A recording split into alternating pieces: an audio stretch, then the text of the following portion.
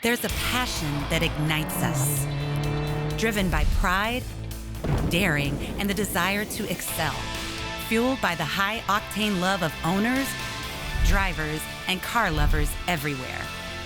It's a calling for every man and woman to enjoy and live this lifestyle now. Welcome to Cars and Coffee Exposed.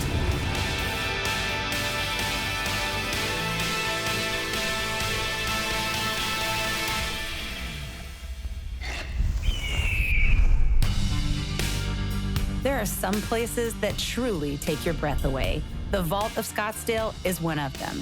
Not only were we lucky enough to shoot a Cars and Coffee event at the Vault, but founder and curator Ron Evans sat down with us to give us the history behind this incredible facility and a private tour of these amazing cars. Thank you so much for having us here at the Vault. Happy to. Tell me how you conceived of this amazing place. Well, it started with needing to have a bigger place to store my collection of cars. And then in talking with the architects, they said that the building could be twice the size that I was going to build.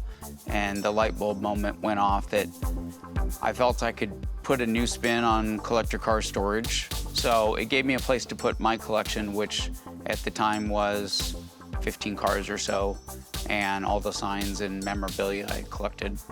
I've always been a gearhead. Cars have been my passion since I was a little kid, so it made for a natural fit. I heard a little rumor about one of the reasons why you started the Vault was because you felt like there needed to be some diversification in the car community. Well, I had visited other car storage facilities in Scottsdale because I was out of room at the existing building I had was a smaller version of this. And as it worked out, I found this lot. So I wanted to create something that was different in the Valley, and people have responded. And I get a real welcoming feeling here. A lot of that has to do with you and your staff. That was my goal. I wanted it to feel like you walked in and this was just a bigger version of your own personal man cave. I joke about it. This is my man cave that I share with a few thousand of my closest friends. So tell us more about the social aspect of things, what your members, what do they do here? Yes. They meet here. A lot of them come every Friday and just hang out. They may have, a beverage. If a game's on, they'll watch some TV. Many of them are self-employed and work from home, so they'll work out of our conference room. They'll have clients meet them here. A lot of them own businesses, and this gives them a nice place to work. Not bad to walk around and look at some things when they want to take a break. I'm sure it's pretty impressive. We do regular F1 watching parties during F1 season. I like anything with racing. If it's got wheels and goes fast, I like it. But a lot of people prefer F1. We've had Super Bowl parties here, Indy 500 parties with some different car clubs around town that I belong to. So for me, it's about community and bringing like-minded people together and enjoy it. As we've driven around, I've noticed how many beautiful cars are just on the streets, and I'm from Atlanta. If I see one of those cars, that's a rarity. It is common around here. There's an incredible car community in Scottsdale. A lot of older people that used to own homes here and they lived somewhere else have retired here and brought their car collections with them. And a lot of younger people are business owners and they've, their daily driver is a Lamborghini or a McLaren. It's pretty incredible. What do you foresee next for the Vault? That's do you have any big plans? I can't always share everything I'm doing, otherwise the competition would know. But, I see. There are things that we're working on to expand. We're max capacity now with car storage. The events have kept us quite busy. We've done everything from a full fashion show for Scottsdale Fashion Week to a lot of corporate events.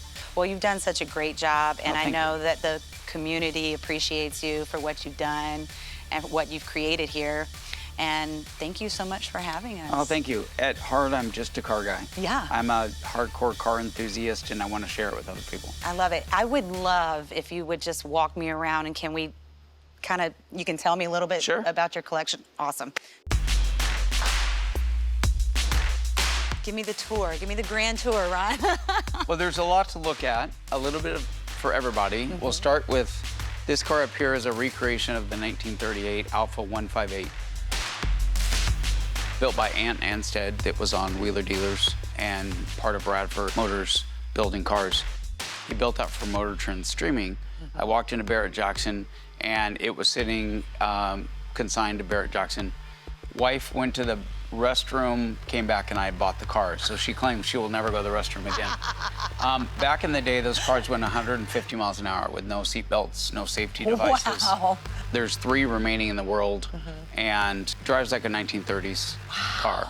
So a lot of fun. One of my bucket list cars is this 65 Shelby that I got about a year ago out of the 550 or so they built. But just love the piece of history that Shelbys were. We have a lot of classic cars like those. We have some supercars. The Ferrari 812 is my daily driver currently. 800 horsepower and a 211 mile an hour top speed. Nice daily driver. What's the fastest car in here?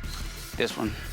Actually, this one and the Aston Martin we'll take a look at have the same 211 mile an hour top speed. The Aston happens to be my wife's as well. Oh. That was her 35th anniversary present. You're a good husband, Ron. Oh, thank you. I try. You're doing good. She's put up with me for 35 years. Yeah. I gotta repay it. Down this row, this Aston Martin is the last year of the DBS, called the DBS 770.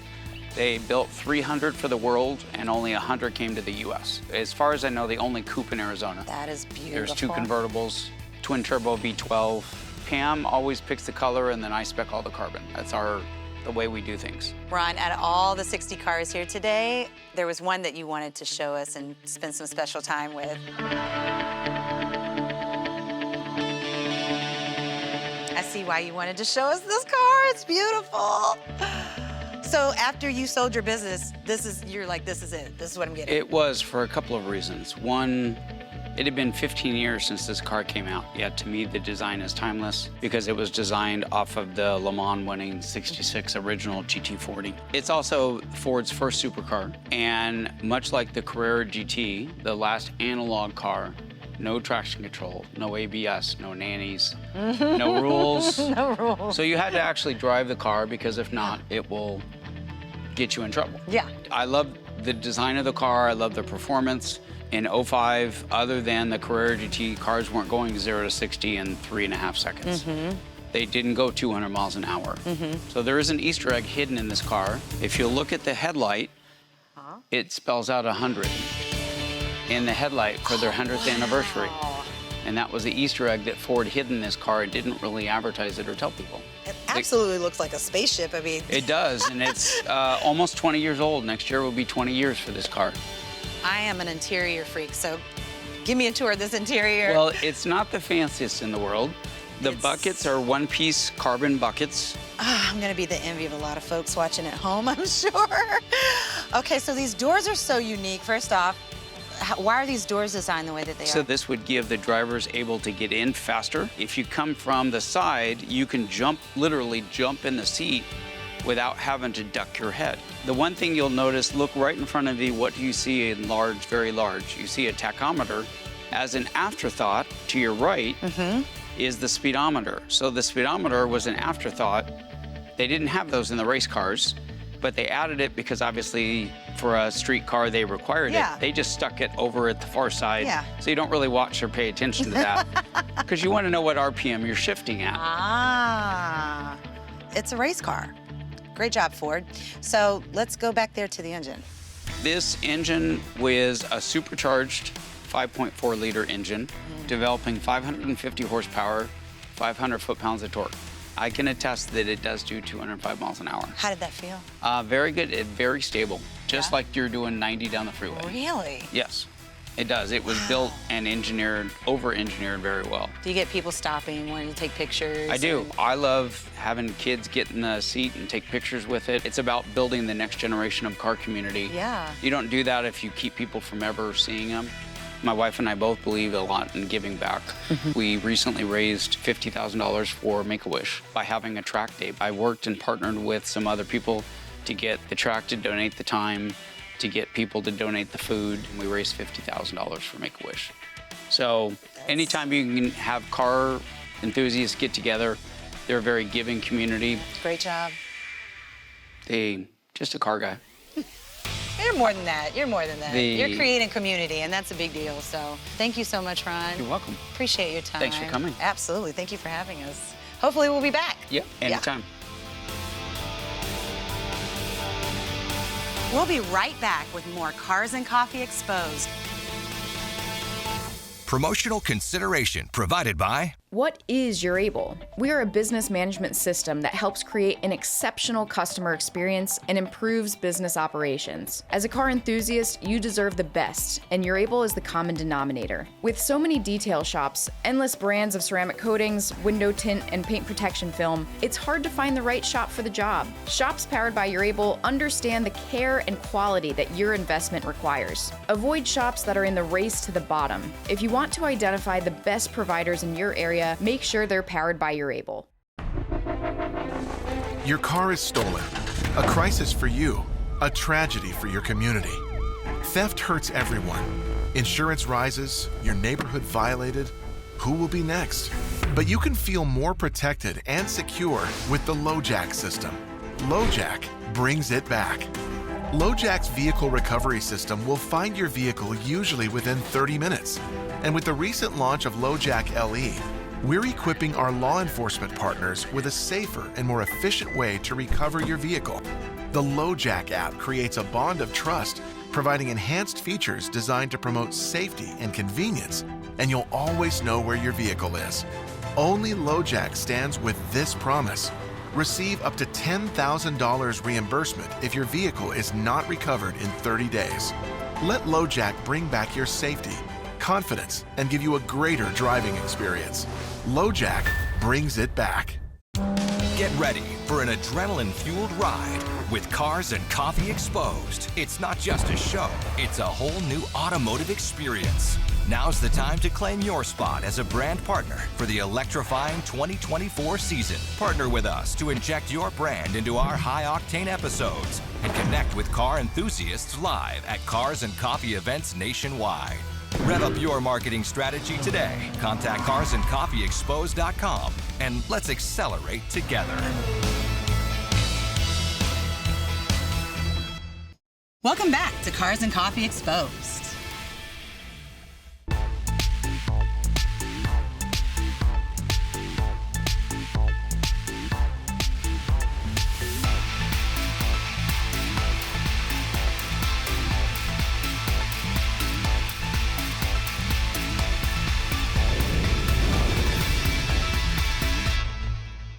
Warren, you look like trouble. I am a little trouble.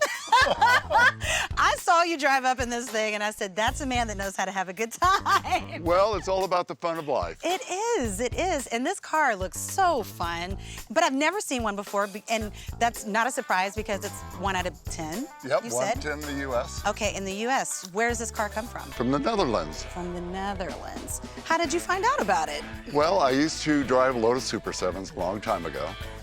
And because of my height and size, Donkavort, the manufacturer of this car, he's my size. So he decided to start building cars that would fit guys this size. This car is not the fastest here today, but it is the quickest. The car weighs 1,100 pounds. It has a Ford BDA race motor in it. It's very performance-oriented from 0 to 60. After about 85 miles an hour, because of the fenders, the front fenders, it feels like an airplane lifting off. And so I don't go down the freeways too much, but I sure do enjoy taking out to the track, doing autocrossing, and just having fun driving around town and just enjoying it. Yeah, you let anybody else drive it? The funny thing is my wife, this is the only car she won't drive that I have. She afraid of it? Yeah, she is afraid of it. Or afraid of you? No, well, a little bit of both. Give us a couple other things that you'd like to share with us about this car. My son-in-law helped me do the restoration. Took 8 years to restore the car. We had a little problem with the motor. We had to found out that there's like 2 guys in the world that work on these motors. Fortunately, one was in California, and it took 3 years for him to rebuild the motor. And it just was fun. That's a long time to wait to drive. Yep. Wow. And then once we got it all put together, we got it out and did a little tuning, and we were pretty happy with the results. Such a labor of love. It doesn't have a top, so you can't drive in there. Okay. Right. No windshield wipers either. Well, you're in the right place because it never rains in Scottsdale, right? Never. Hardly ever. So it's such a great car town. We've had such a good time here, and this is one of the unusual. This is a very unusual vehicle, and I'm just so excited to see it. And every time I come to one of these, I see something new, see something I haven't seen before. So thank you so much for your time. Oh, I appreciate the time. Thank you for hanging out with us, Thank Warren. you. You're happy too. Watch yourself out there. Have a good day. You too. Thank you.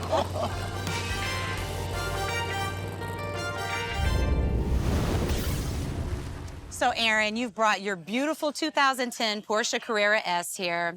You've taken such good care of it, but you use it as a daily driver. And you told me a little bit before about your love of Porsche and how that happened. You were overseas. With the Porsches, really liked that. All my high school buddies were into the muscle cars. I wanted to be the contrarian guy, reading Road and Track in the school library. And so the European cars became a bigger interest for me. And this is the 5th one I've owned. Wow. So yeah, long-term doing that.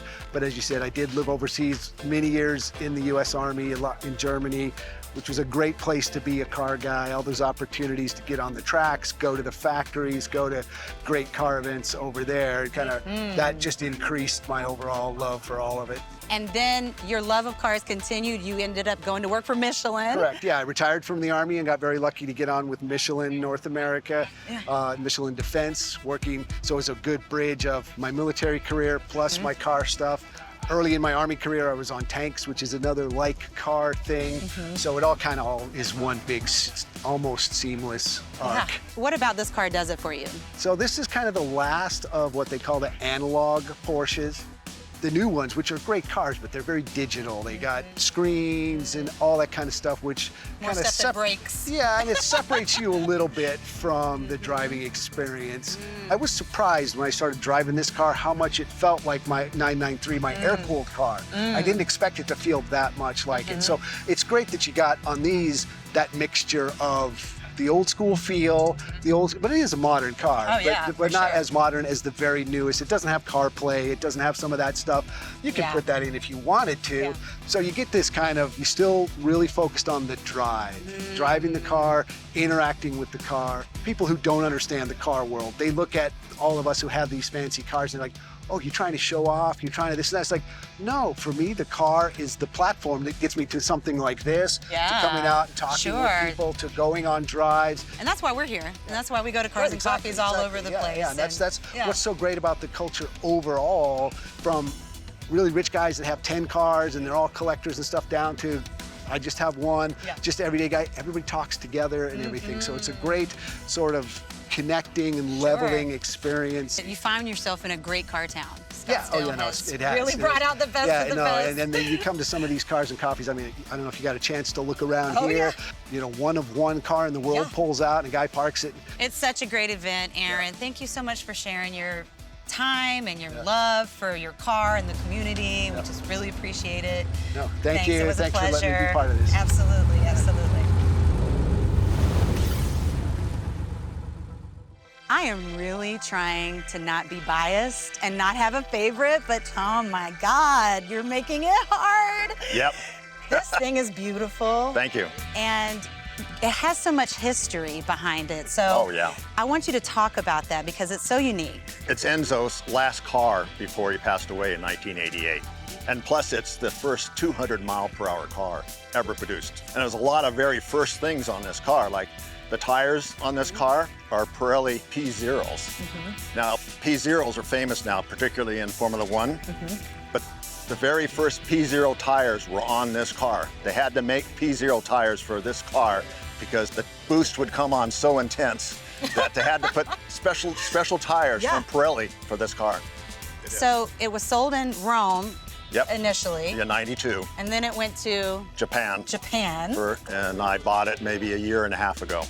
I didn't know anything about F40s then, but now I know everything about F40s. I'm sure you do. I work on it every week. How much time do you think you spend on this weekly? I don't know. I might, because I'm retired, right? So I've had this for a year and a half, and I'm trying to take some of the years off the car, giving it tender, loving care. And it's very mechanical, these cars. I mean, you can work on it with a screwdriver and a wrench. And I've just been cleaning things up and working on it. I don't know, every week I put a couple hours into it. It's immaculate. Let's talk about the luggage. Yes. Okay, because I'm a girl and I like those kinds of things. Yes, I know women love those luggage. I bought the luggage before I got the car. It came up on Bring a Trailer, and I'm going, you know, this is going to be a deal. You never see the luggage for this car because it's specially designed to fit up in that hole, that round hole in the front. And I bought it on Bring a Trailer, and then 6 months later, I bought the car. So you told me how you acquired the car and what you had to sacrifice to get the car. Oh, yeah. Tell us a little bit about that. Yeah, I had to sell our home. I built 40 years ago, and half of it went into the home here, half went into this car. You're driving a house. This car has always been out of reach for me. I never even thought I would ever own one. How'd you feel after you bought it? Buyer's remorse. I mean, you've got yourself a house sitting there, right? And you're going, oh, did I get the right car? I mean, is it a lemon? You don't Can really I assure you, you did get the right car? Great, thanks. And I like taking to shows like this and being on channels like this because it inspires people. It does. You It know, really does. If you don't see the car and you don't know about special things about the car, I try to bring people into my garage and actually show them this is what this does, you know, for this purpose. It's incredible. Yeah. Well, it's a great design. I mean, till this day, it is just absolutely relevant and beautiful, and you've taken such good care of Thank her. you. Yeah, anything else you want to tell us about the car? Oh, well, I could go into how long's your program? Well, we wish we had all day. Thank you so much, Tom. Okay. You're amazing. Thanks. This Thanks car for is having great. We love it. Thanks Thank a lot. you. Thanks. Absolutely. We'll be right back with more Cars and Coffee Exposed. Promotional consideration provided by... What is your Able? Get ready for an adrenaline-fueled ride with Cars and Coffee Exposed. It's not just a show, it's a whole new automotive experience. Now's the time to claim your spot as a brand partner for the electrifying 2024 season. Partner with us to inject your brand into our high-octane episodes and connect with car enthusiasts live at Cars and Coffee events nationwide. Rev up your marketing strategy today. Contact carsandcoffeeexposed.com and let's accelerate together. Welcome back to Cars and Coffee Exposed.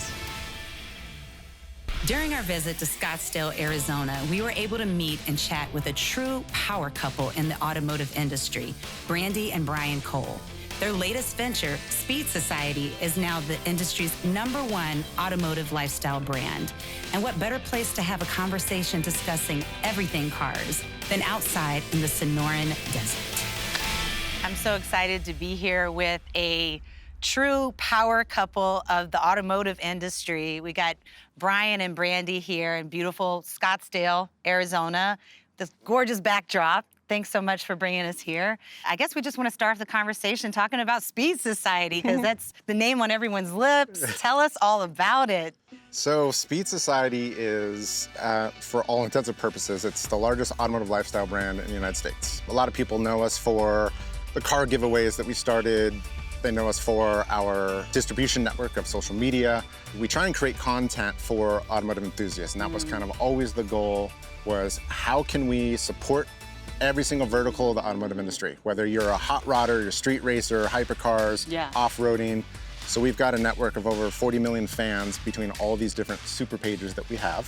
So name some of those pages. Yeah, so of course, Speed Society is the parent brand. We've got District Speed, which is kind of the supercars and hypercars. We've got C10 trucks, we've got Diesel Mayhem, we've got on-road versus off-road.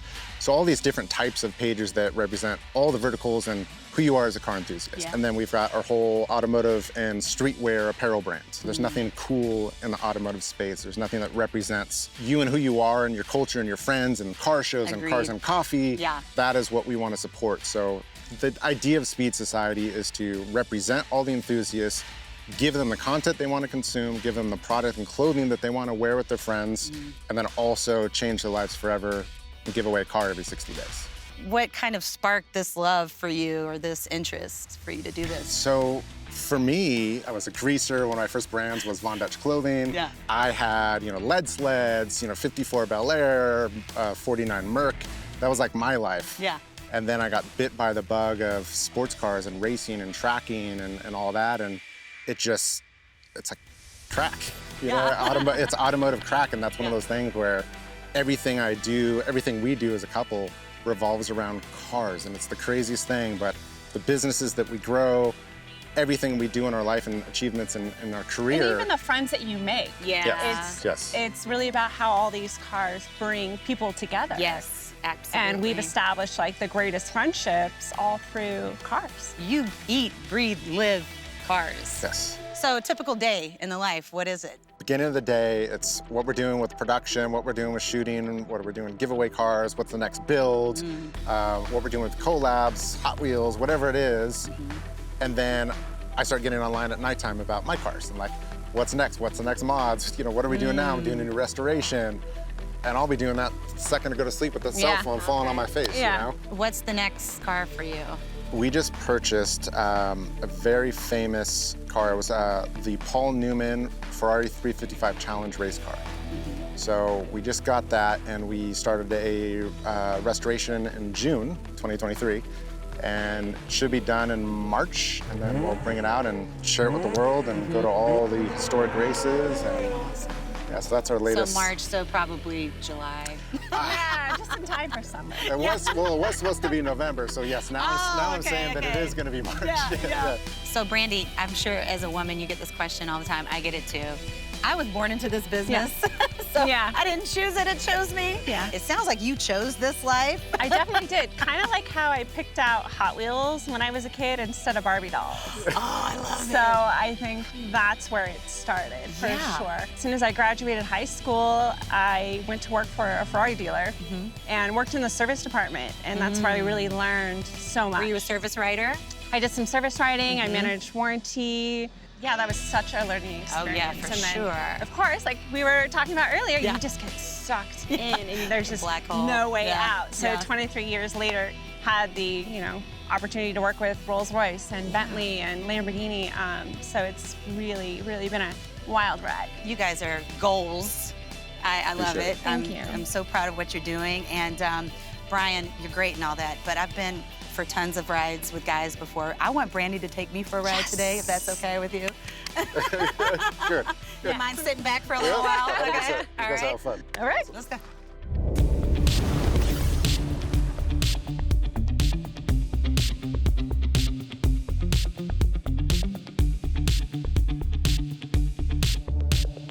I feel like my level of sexiness just went up. It does have that effect. The power. Yes. Nice 12-cylinder, which you aren't going to see many more of those cars around anymore. No. This is my first ride in a 12. Yeah? Absolutely. And there's no power steering. Okay, right. Yes, yes. A good little workout in the meantime. Is that how you stay in shape? Yeah, exactly. Just drive badass cars.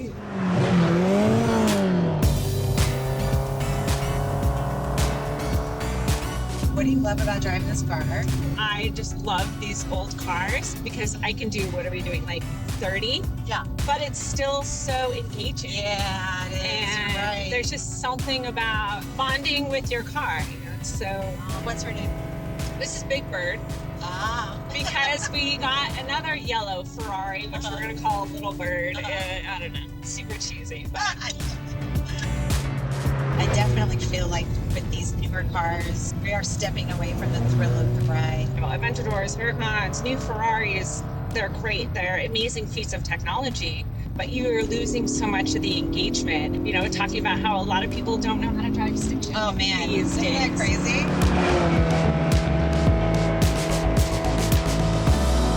So you're missing out on getting to know your car and getting to know how to drive properly. Like, this car has no power steering. It's a pain, but I wouldn't trade it for anything because it's an experience and it brings a smile to your face and you don't have to be driving crazy. Brian was saying earlier you took an F40 cross country. I did many years ago. We had restored the car and took it on a rally from New York to LA in 5 days. By yourself? No, I was with friends. With friends? Yeah. You were driving by yourself? Okay. We're trying to find that way to keep the younger, upcoming enthusiasts, keeping them engaged with older cars and teaching them how to drive manual transmissions. And Haggerty, has a great program where you can go learn to drive a manual transmission on a closed racetrack.